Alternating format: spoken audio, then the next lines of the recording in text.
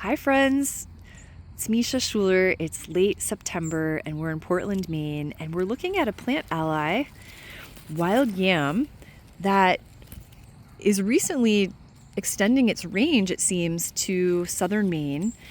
This is a really common plant in the mid-Atlantic where I grew up, and I've only seen one other wild yam locally in this area. I've been following this particular plant. This is the third or fourth summer season that I've been watching this plant grow. It's the first year that it's really gotten long and lanky. Previous summers it was shorter, significantly shorter, and it had whorled leaves, and it was really only like 8 inches high. So the identifying characteristics of Dioscorea villosa, wild yam, are this heart-shaped quality at the base of the leaf. You'll see that the leaf is smooth and entire, so it's not serrated at all. And the stem doesn't have any prickers, and it's nice and smooth, no hair. And so the root of this plant is a lovely, moistening antispasmodic that has a strong affinity for the smooth muscles of the small bowel, the small intestine. And it also is really supportive for active spasms in the uterus, again, the small muscles. I haven't worked with this in the lungs, but that might also be a possibility. I just don't have experience there. But because of its moistening properties, we might think of it as being helpful for spasms where there's a lot of heat and we're wanting to bring cooling, moistening properties to that area.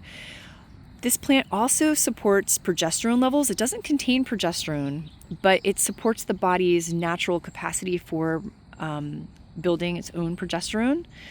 So, for example, during the second half of the menstrual cycle, if somebody's experiencing tremendous breast tenderness, I might be thinking of this plant. Or if somebody's experiencing spotting before menstruating, I often will pair this with licorice root, although it's not necessary to pair it with licorice, but the licorice supports an additional anti-inflammatory property.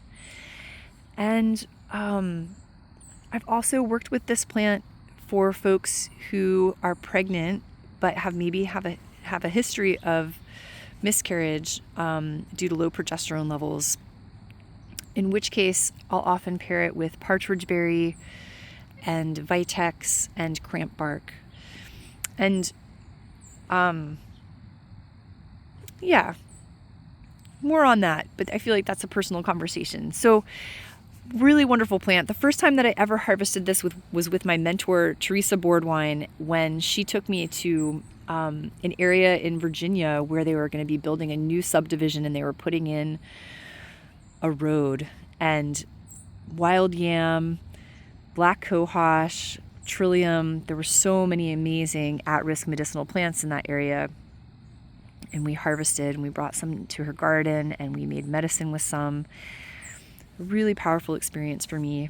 So it's really been a delight to find this plant here in southern Maine, even though we know it's coming here probably from birds who are traveling up the eastern seaboard, and it's in their excrement, and now it's warm enough here for the seeds to germinate. So many blessings. Thanks for watching. Bye for now.